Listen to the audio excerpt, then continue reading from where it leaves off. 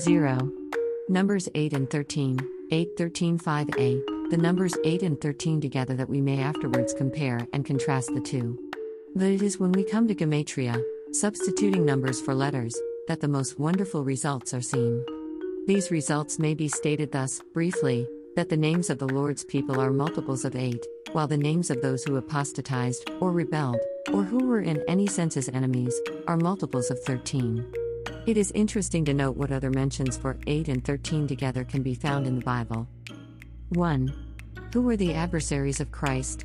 The scribes equals 780, 13 times 60. The scribes and Pharisees, hypocrites equals 2704, 13 by 13 by 16. Woe. Equals 481, 13 by 37. Leaven of Pharisees and Sadducees equals 3718, 13 by 13 by 22. A wicked and adulterous generation equals 1365, 13 by 105a, the scriptures concerning Barabbas. Matthew 27:20, but the chief priests and elders persuaded the people that they should ask Barabbas, and destroy Jesus equals 10,127, 13 times 779. The elders equals 1,352, 13 times 104. The multitude equals 2,340, 13 times 180. Matthew 27:16, and they had then a notable prisoner, called Barabbas equals 2,743, 13 times 211. Mark 15:6, now at that feast he released unto them one prisoner, whomsoever they desired equals 910, 13 times 70. Luke 23:18, and they cried out all at once, saying, Away with this man, and release unto us Barabbas equals 9,347, 13 times 719. John 18:40, then cried they all again, saying, Not this man, but Barabbas. Now Barabbas was a robber. In this verse we have, then cried they all again equals 2,600, 13 times 200. Not this man, but equals 1,300, 13 times 100.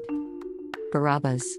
Now Barabbas was a robber equals 1833, 13 times 141.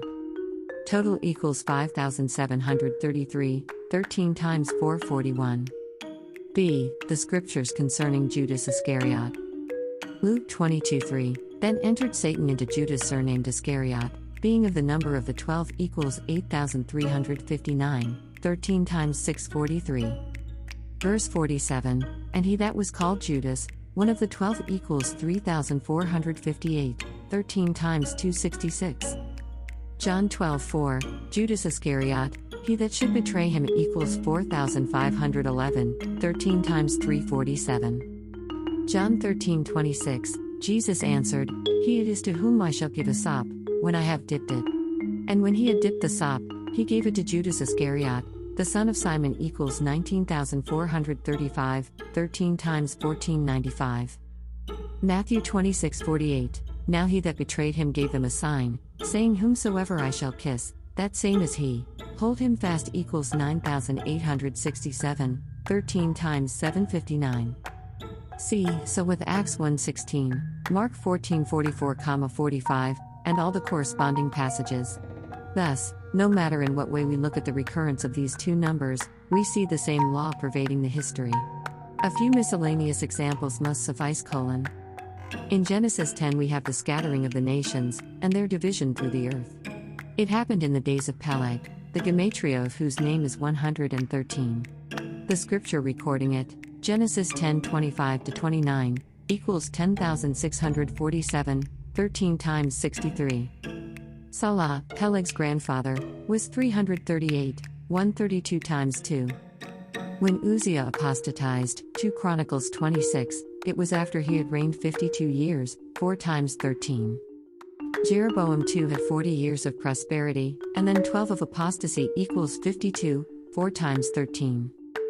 Joash reigned 39 years, 3 times 13, and then apostatized, 2 Chronicles 23, 24.